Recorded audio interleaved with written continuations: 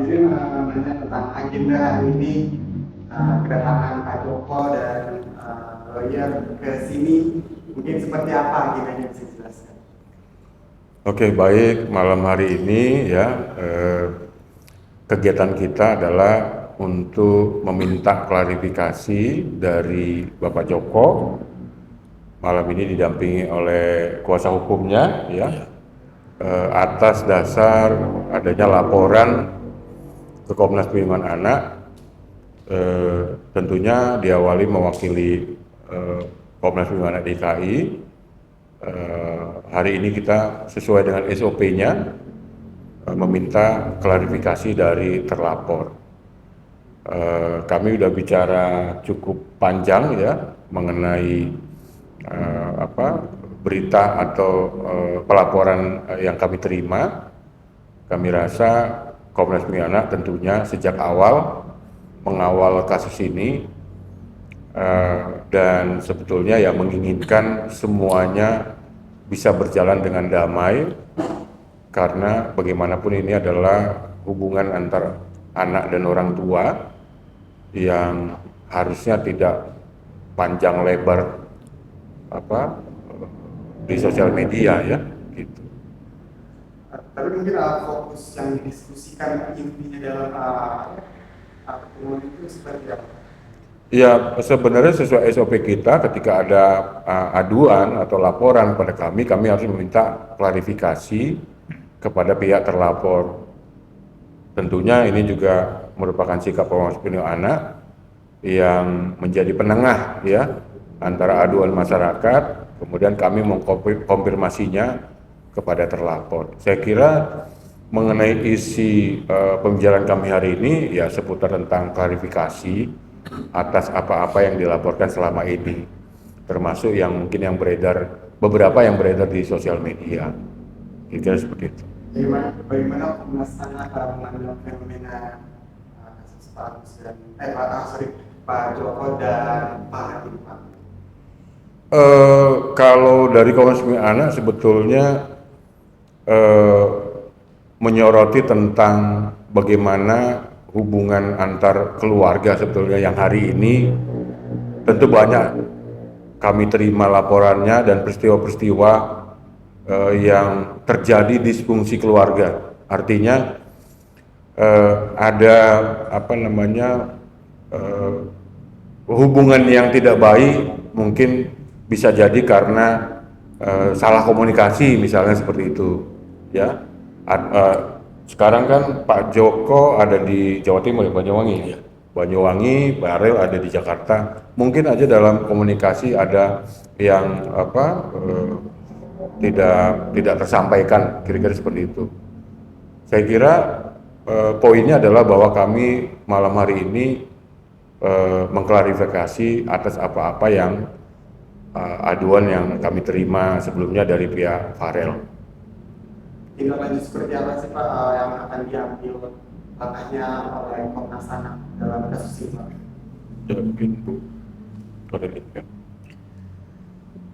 Iya, setelah pertemuan malam ini dengan pihak terlapor, yaitu Bapak Joko selaku ayah dari Farel, setelah ini kami akan melakukan mediasi dari untuk semua pihak ya, untuk hadir, dan kita akan mencoba menyelesaikannya saat itu juga. Intinya kita Komnas Perlindungan Anak dan Komnas Perlindungan Anak DKI Jakarta ingin menyelesaikan masalah ini untuk yang terbaik untuk anak dan yang berpihak untuk anak. Yeah. Itu yang utama. Di luar masalah-masalah yang lain-lain, kita fokus pada apa yang sudah menjadi keresahannya anak, apa yang menjadi pendapat anak ya, pendapatnya Farel, dan juga apa yang dia rasakan, itu yang akan menjadi fokus kita mencoba menyelesaikannya gitu. Intinya kita ingin seorang anak mendapatkan keadilan, ya kan? Seorang anak itu juga mendapatkan ketenangan, kenyamanan sesuai apa yang dia inginkan, dan tentunya tanpa melupakan juga nilai-nilai dalam sebuah keluarga itu yang penting juga gitu, harus ditanamkan di dalam permasalahan ini. Kenapa? Sudah menemukan titik tengah dalam persoalan ini. Semoga ya, semoga. Nanti kan mau ada agendanya, mau mediasi dulu ya nanti setelah ini semua. Yang penting ini kita harus bisa menjaga kondisi mental dan psikis seorang anak gitu dalam menyelesaikan masalah ini. Kita sangat-sangat menjaga itu. Kemarin ada tamu-tamu di sini, keinginannya seperti apa dari kalian sendiri? Kita tidak bisa menyampaikan detailnya ya, karena itu dilindungi sekali ya informasinya. Yang pasti yang terbaiklah untuk anak. Melihat Vero tinggal di Jakarta, tinggal dengan media, sementara orang tua di Jawa. Ibu sendiri menilai seperti apa ini menjadi jarak antara orang tua dengan anak, atau melihatnya seperti apa? Kan Vero usianya masih Di bawah. Ya itu tergantung kesepakatan orang tua sebenarnya dengan pihak pihak anak dan juga manajer ya gitu. Dan tentunya kan bukan tanpa pengawasan orang tua, dan harus ada pengawasan dan juga hak-hak anak itu benar-benar dijamin ya, terjamin, dipenuhi gitu. Itu sih yang penting, dan yang terutama tidak mengabaikan pendidikannya, sekolahnya, seperti itu. Sebelumnya kan yang disebutkan fokus terhadap kondisi mental anak, psikis anak juga, dan mungkin dalam pengaduan Farel Komnas Anak sebelumnya itu ada terkait itu atau seperti apa? Ya sudah pastilah namanya seorang anak kalau melapor itu pasti semuanya ada berkaitan sama psikis lah, sama ya apa yang dia rasakan lah saat itu, mungkin lagi merasa butuh penyelesaian ya, butuh ketenangan, butuh jalan keluar, bagaimana menyelesaikan masalah ini ya kan, masalah yang dihadapi gitu. Itu aja yang penting itu, kita tetap mengutamakan yang terbaik, kepentingan untuk anak dalam menyelesaikan masalah ini. Kalau dalam pandangan Komnas, sebaiknya anak itu tinggal, kalau kejadiannya sekarang kan tinggal dengan manajer, sebaiknya tinggal dengan lebih baiknya dengan manajer atau dengan orang tua? Kalau pandangan ibu gimana? Sebenarnya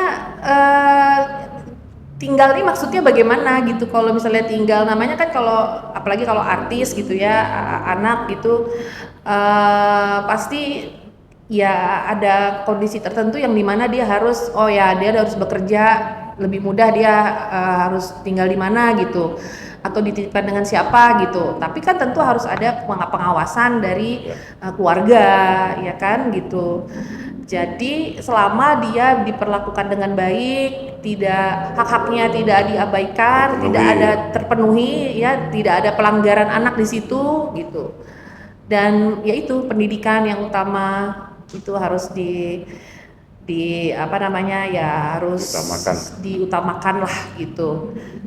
Jadi kalau dibilang masalah pengasuhan atau anak sebaiknya diasuh siapa, tinggal siapa, itu kan beda lagi nih konteksnya nih gitu ya. Tapi kalau kita bicara pengasuhan, tentunya anak itu siapapun diasuh dengan siapa, tentunya misalnya orang tua gitu, tentu kan orang tua yang bagaimana dulu kan gitu. Jadi layak atau tidak ya kan untuk mengasuh seorang anak gitu, dan juga ya pokoknya tidak boleh di tangan yang salah, itu aja. Tapi sejauh mana sih pihak luar ya selain keluarga itu berhak mengasuh anak yang bukan anaknya gitu, seperti halnya di kasus ini gitu. Alasan untuk mengambil anak dari suatu keluarga gitu diasuh seperti dalam kasus Ini enggak. Bukan diasuh ya. Enggak bukan diasuh. atau Enggak. maksudnya tinggal membuat dia keluar dari rumah gitu. Hmm, Enggak keluar dari Mungkin rumah gini ya. Heeh. Mungkin ada yang harus diluruskan Ya, enggak sih? dilurusin ya. Mm-mm.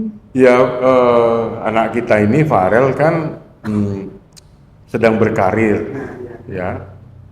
Dia tentunya pastinya ya kalau posisi tempat tinggalnya di Banyuwangi tentu lebih baik di Jakarta untuk dari apa kalau dari sisi karir ya. Lalu kemudian tinggalnya dengan siapa ya sebetulnya itu didiskusikan tinggal dengan siapa ya.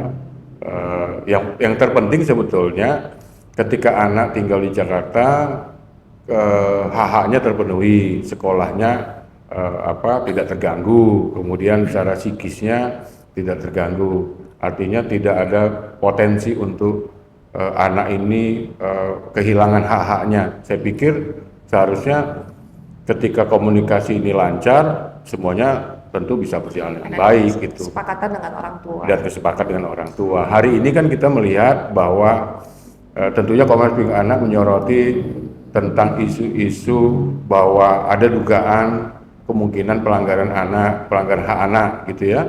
Ya dari mana? Dari laporan yang kita terima. Tentu hari ini ya kita jadwalnya memang mengklarifikasi dari laporan ini. Kan yang laporan yang kita terima kan baru sepihak. Nah malam ini kita terima secara resmi keterangan-keterangan dari Pak Joko malam hari ini. Tentu nanti dari situ selanjutnya kita akan berkoordinasi dengan pelapor dan kita Komnas Perlindungan Anak dari sejak awal kita menganjurkan ya untuk jalur damai, kemudian dialog ya. Kira-kira apa yang diharapkan Farel berikutnya, kemudian nanti apa yang harus dilakukan oleh orang tuanya, kira-kira itu yang seputar itu yang kita bahas. Untuk Pak Joko sendiri mungkin bagaimana Pak akhirnya bisa gitu mengklarifikasikan di Komnas Anak di kasus ini. Baik sih maksudnya, tujuannya meluruskan mana yang kurang lurus ya cari kebenaran. Cuman ya itu tadi lebih baik nanti kalau ada Mediasi. waktu lagi ya. Iya, Mediasi. Ada waktu lagi. kita hadirkan sama-sama, ada Pak Jokonya, ada Farelnya, sehingga bisa kesepakatan terjadi. Tapi saya tekankan lagi, kalau sama Farid saya nggak ada konflik juga lah, nggak ada kalau saya sih, memang nggak ada konflik sama dia. Cuman ini diluruskan lagi biar tambah benar gitu loh. Ya. Biar nggak ada simpang siur berita dari mana kemana gitu, biar jelas pokoknya. Tapi maksudnya udah menemukan seperti solusi belum? Titik terang ya. Ya, titik terang untuk masalah Pak Joko dengan Sudah, ini maksudnya bapaknya Pak? Agus. Bapak kesini ya? Sudah saya pahami juga. Memang ya mau diluruskan seluruhnya biar nggak ada perselisihan. Ya. Saya juga sudah paham maksudnya. Dan nanti juga dia selalu mengawasi Farel ya, bilang gitu ya. Iya, betul. Gitu. Saya juga terima kasih juga. Dan saya juga tentang apa itu? Ya menurut saya berarti nggak ada masalah apa-apa. Ini juga lagi diluruskan biar tambah Baik ya. baik ya, biar nggak simpang siur ya. Simpang siur. Gitu loh. sudah asal kalau bisa mediasi dengan Komnas Anak dan juga Farel nanti ke depannya. Iya mungkin lebih bagus begitu. Ya. Tapi nggak tahu masih direncanakan Pak ya. Kapan itu nggak tahu. Pokoknya intinya sekarang sudah clear, sudah nggak ada permasalahan lagi, sudah tahu apa yang dipermasalahkan Pak ya. Ya. Nah, jadi saya juga memahami, sini juga sudah mengerti kejelasan seperti apa, dan kedepannya ditaruh lagi lebih bagus. Farel mungkin nggak tahu ya agenda Bapak di klarifikasi sini Pak. Kemungkinan tahu, tapi saya nggak tahu saya. Tahu Bu ya? Nah, itu tahu lah. Tapi saya nggak cerita sama dia, udah panggil ke sini aja mau tadi masih tidur. Nah, Mendadak langsung ke sini. Gitu loh. Pak, ini kan Bapak sendiri punya persoalan dengan manajernya Farel juga. Tapi Bapak tidak berangkat kalau Farel berada di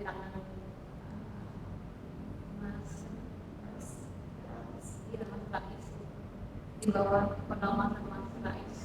Sebetulnya sih tidak keberatan, cuman seharusnya kan tahu ini waktunya Farel di sinilah. Di sana kan ada keluarga tuh juga ya. Seharusnya tahu, mungkin adik kakaknya kangen lah. Seandainya ada ya diajak lah ke sana, kasih waktu ke sana 2-3 hari gitu loh. Jangan ke sana, nggak dikasih malah main ke Aceh. Kira-kira kayak gitulah. Mohon saya itu kasihlah kesempatan gitu loh. Biar sama-sama ada musyawarah yang baik, biar saling apa namanya itu Pak, silaturahmi ke sana ke sini. Tidak masalah saya juga, betul. Nanti dia dari Komnas menganggap juga nggak suka membantu untuk menjadwalkan pertemuan antara anak dan ayah. Belum saya bahas. Iya, tentu tadi Tadi kan kita bilang mau mediasi. iya, jadi tadi kami sudah klarifikasi atas aduan atau laporan yang kami terima, dan Pak Joko Ayah Vera kan ada kesulitan waktu ketemu Vera sudah berapa bulan Pak? Berbulan ya. Nggak kesulitan sebenarnya. Kalau saya ke sana ditemuin juga. Tapi sebetulnya itu kan alangkah baiknya tuh saya orang tuanya datanglah ke sana kayak dulu-dulu lagi gitu loh. Alangkah baiknya gitu loh. jadi mungkin ya tugas kita di sini seperti yang tadi kita sebutkan di awal, kita ingin semuanya baik-baik saja ya, hubungan antar anak dengan orang tua, kemudian bagaimana kedepannya komunikasinya jadi lebih baik lagi dari sekarang, sehingga menghindari ada gesekan-gesekan atau konflik di ruang digital yang melebar kemana-mana tentunya. Tapi sekali lagi Komnas Perlindungan Anak hanya menyoroti tentang apakah anak terganggu psikisnya atau apakah ada pelanggaran hak anak di sini. Kira-kira topik hari ini seputar itu. Nanti mungkin berikutnya kita akan berikan informasi ketika misalnya ada mediasi ya, kita pertemukan anak sama orang tuanya. Baik, terima kasih dengan dia. Jadi kedatangan saya hari ini yang pertama undangan secara resmi dari Komnas Anak ini untuk melakukan klarifikasi. Pertama itu saya mengucapkan terima kasih buat jajaran pengurus dari Ketua Komnas, perwakilan Bu Cornelia, Pak Agus dari Komnas sudah difasilitasi, sudah disambut dengan baik di sini. Itu untuk ke depan kita meminta sebagai kuasa dari keluarga dari Farel itu meminta agar perkara ini segera selesai, dilakukan musyawarah. Untuk mediasi masih dijadwalkan sama Pak Agus dari pihak Komnas, seperti itu. Baik.